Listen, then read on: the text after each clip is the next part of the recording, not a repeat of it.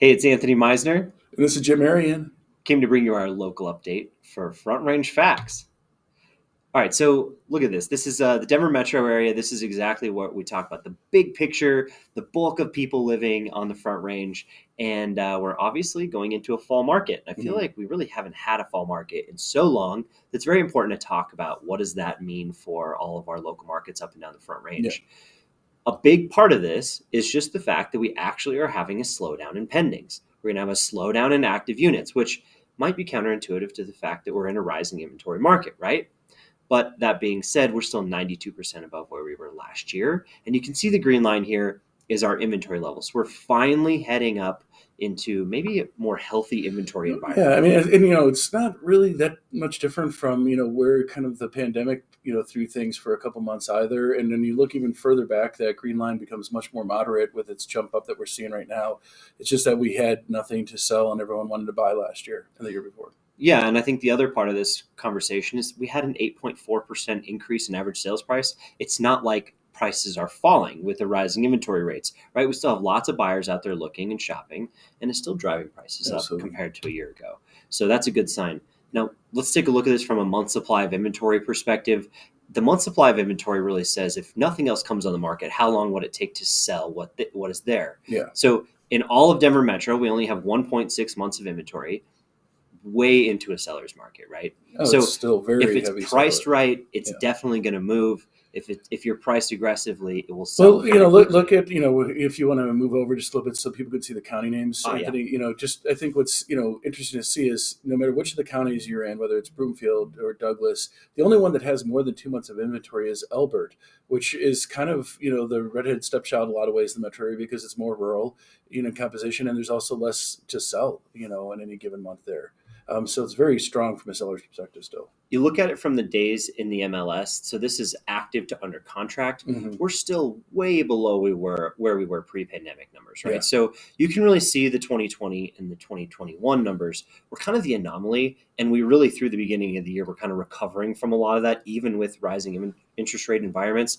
And you look down in the counties and you can really see just how extreme some of these counties are. Look at Jefferson. It's only 23 days. I mean, these are fast moving markets. Absolutely. And, you look historically back, 40, 50 days, on market before you got an offer was pretty common. When we were in 2010, 2011, seeing 120, 180 days until then was what was happening. So we're very healthy. And that's why prices are not going to be really shifting downward, all that much.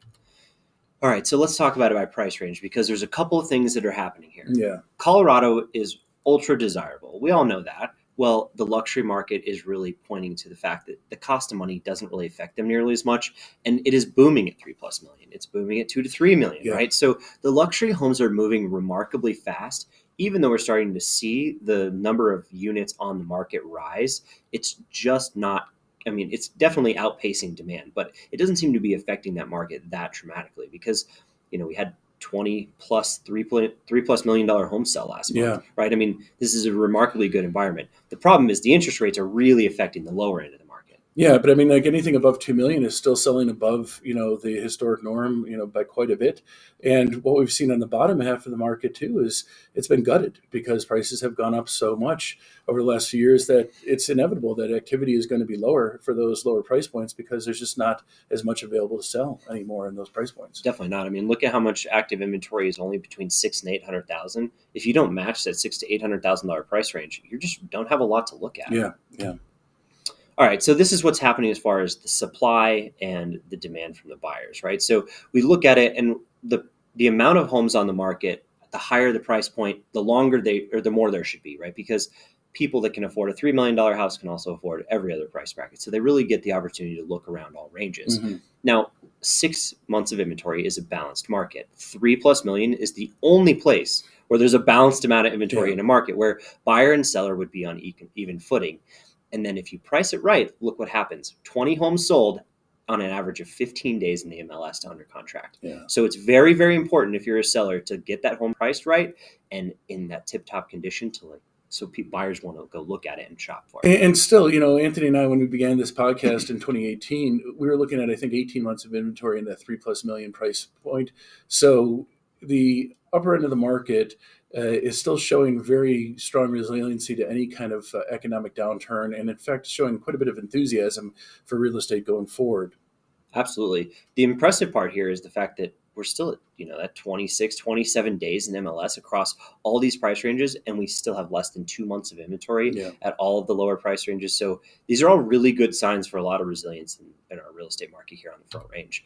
Now, the one thing that I did want to point out, if you're a buyer, this might be your time to go get a deal, right? Quote unquote, because we are seeing the lowest percentage sold price to list price since about 2014 in the fall market at 98.6%. So your deal margin is very small. But that being said, it still is a time where you can actually go out and negotiate. And we really just haven't seen that in years. When you couple that with the fact that some people, have more motivation to try to accept any offer that comes down the way because of the fact that they want to get the home off the market before their family visits for Thanksgiving or Christmas or what have you, there's always these opportunities to do a pickup. That's much better, at the end of the year than in other parts of the year. But coupling that with the fact that the interest rates have really caused a lot of people to move to the sidelines has, I think, really opened the door for what Anthony was talking about with getting a couple, deals at the end of the year that you may not get in any other circumstances.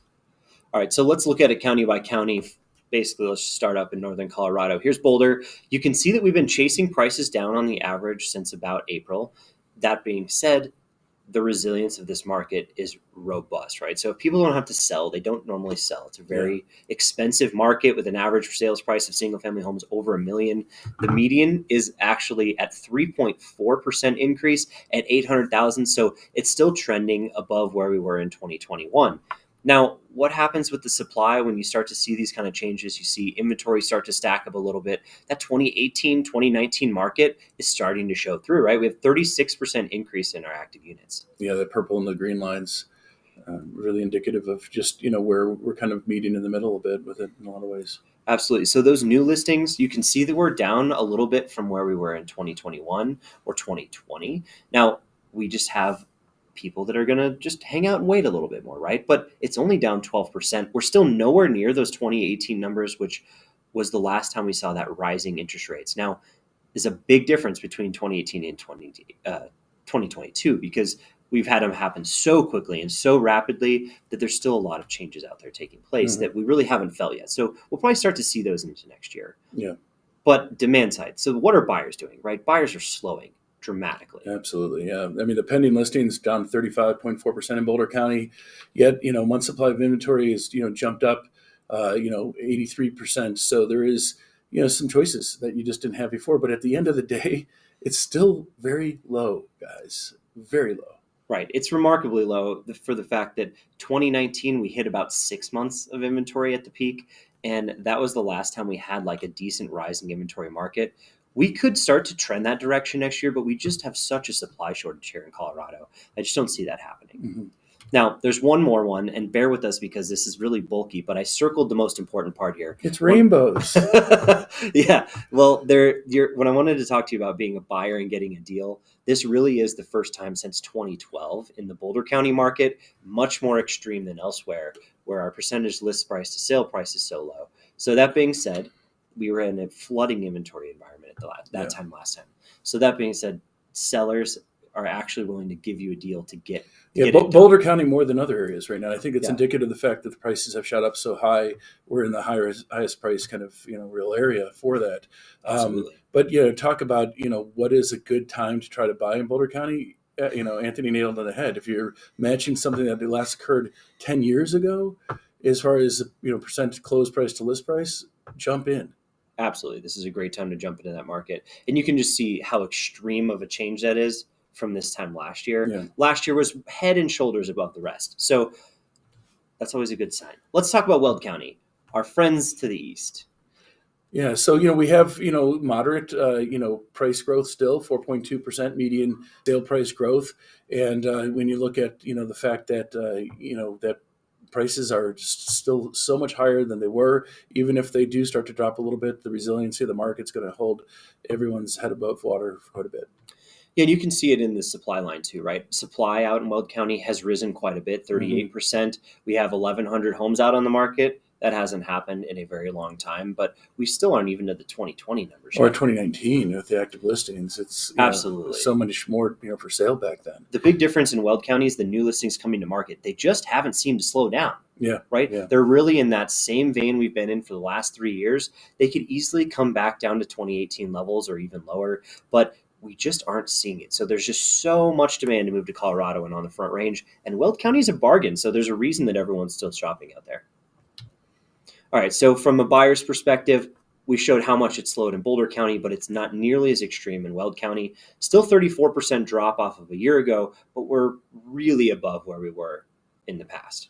Yeah, month supply of listing being only 1.9 months of supply, still, very seller centric, very seller favorable. Well, and I still think that's probably why you have so many under contracts, because it's hard to build up inventory if you don't have much to buy, right? There's not much to sell. So the buyers that are out there looking, they have to be really serious. Well, and because stuff still is moving, those buyers are thinking, they've got all this time to make decisions.